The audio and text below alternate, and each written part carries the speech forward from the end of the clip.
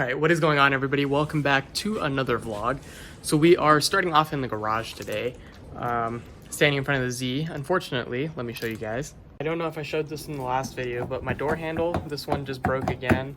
So I actually have them primered. I've been meaning to paint them. I just haven't had the time or the will to actually do it. I don't know if I'm going to do them white or purple. I haven't decided yet, but probably not anodized purple. Probably like the caliper purple, which is plum purple, which is right there on the valve stem. Anyways, so this stopped working, but every Z owner knows that these door handles break. So there will come a video next week, hopefully, if I actually buy them. They're like 10 bucks, 15 bucks, something like that on eBay. Because I bought this one secondhand off of a 2003 350Z. They're all the same from 2003 to 2009. So they're all literally the exact same. And I bought one, and this is the one. However, it cracked on the inside, and the handle cracked right here, right there, as you guys can see. But it's always the inside that cracks, which makes it stop working. So come over here, open it. Also, if you guys didn't know, most of the Nissans come with this trick. This is the unlock button. Just click and hold it, and the windows roll down.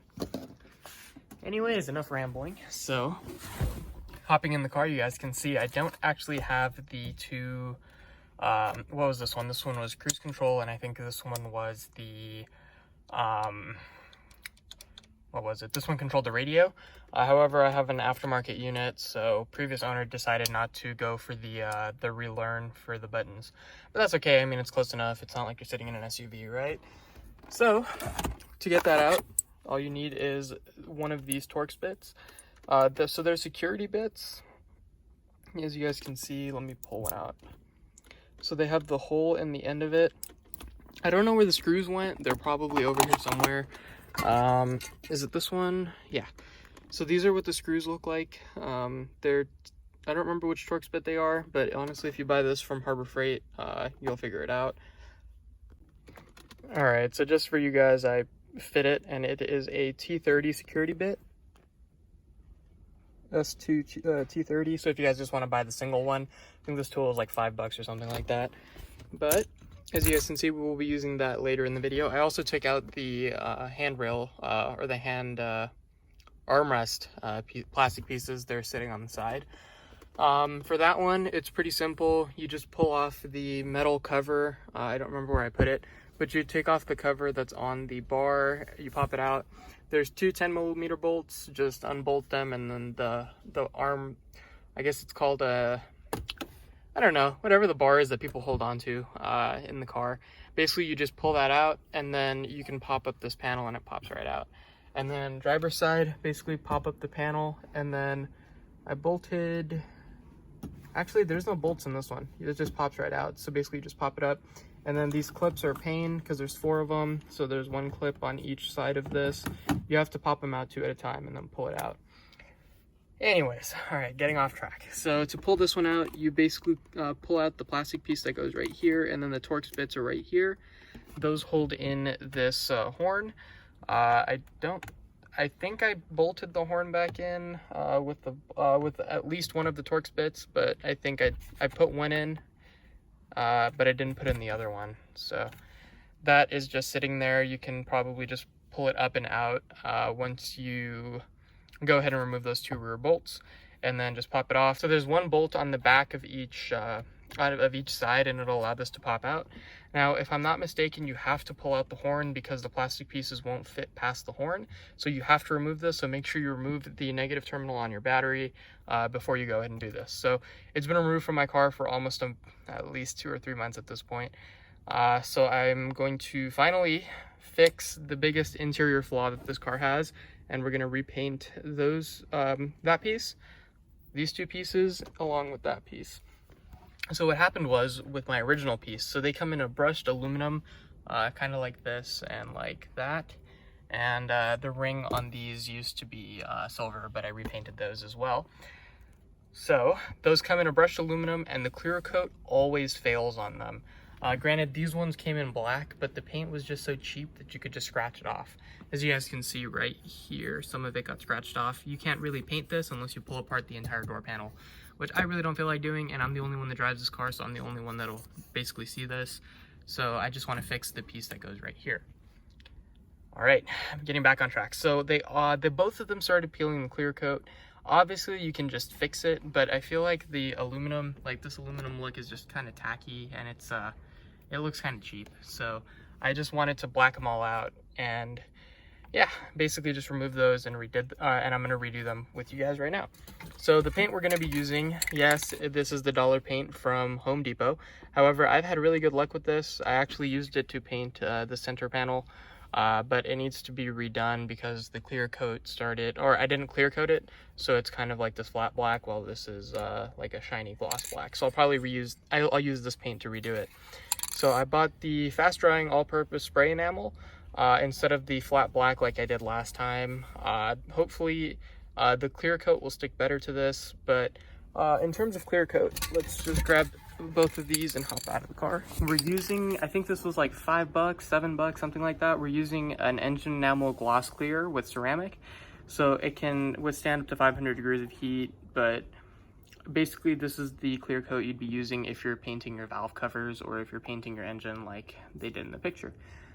All right, so now, as you guys can see over here, I've already painted these ones a couple of times. This one got flipped over.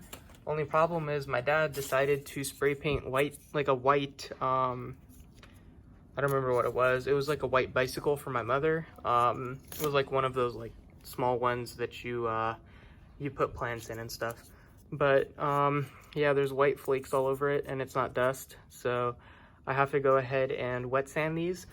Because the base black is okay, but I'd rather put a gloss on there and then put a clear. So we're gonna go through all of these steps to do this properly.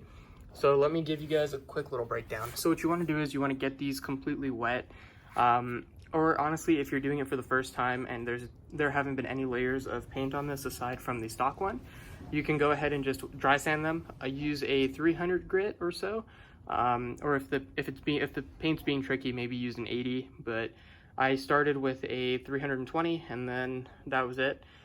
So I sanded them and then I painted a primer on them, and the primer stuck just fine. Just wait like 5 minutes or something like that, and then you paint the black. So that's basically the way I did it. And then with these cans, what you want to do is you want to put them in hot water. It doesn't say it on there, but you want to put it in hot water so that the spraying pattern comes out clear. Otherwise it'll give like little like flakes of dots on the when it's painting, or when you're spraying, my bad. Same thing goes for the clear coat. You want to go ahead and put this in hot water for at least a minute or two, so that the can isn't really hot when you're touching it. Maybe just boil some water and then let it sit for a few minutes and just dunk it in there. But I'm gonna go ahead and set you guys up for a time lapse of sanding and painting these plastic pieces.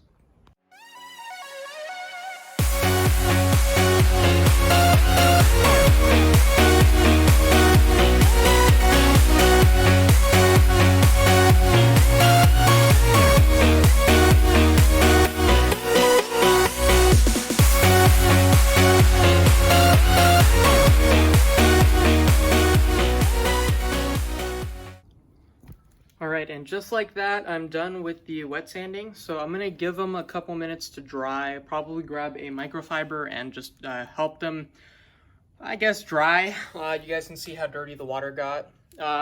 As you guys saw in the end, I did spray them down with the water from this, which was probably not advisable because it has all the specks in it, but it's not gonna set or anything. So what I'm gonna do is I'm gonna dry them off and then flip the cardboard over so that I have a clean surface to work with.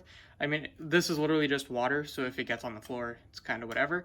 All right, so after that, we're gonna go ahead and use these shop towels. I mean, ideally, you wanna use a microfiber, but all the microfibers I have are dirty, and you're gonna want some compressed air along with some rubbing alcohol.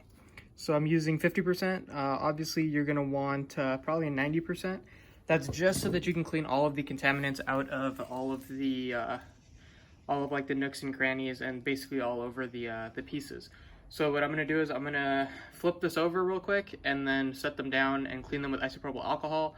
I'll time lapse it all for you guys, but just explaining what I'm doing for now. I'll clean them with the alcohol, give them like maybe 5 minutes to dry, and then I will go ahead and coat them with the first, I'll hit them with the first coat of paint.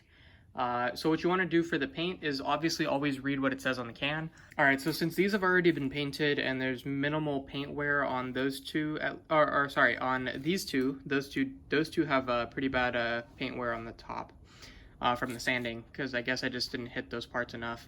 But basically, I'm gonna do 3 light coats and then a medium coat, and then no heavy coats because medium coats are honestly enough. Probably going to do 2 medium coats just so that there's enough paint so that it won't chip. And then within 30 minutes, you're supposed to go ahead and do the clear coat.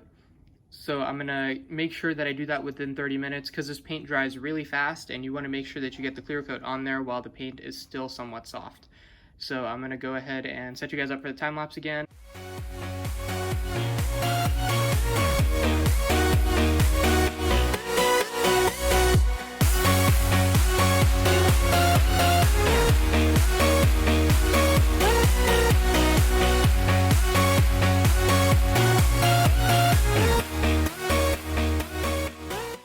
All right, ladies and gentlemen, so we finally finished the final clear coat, the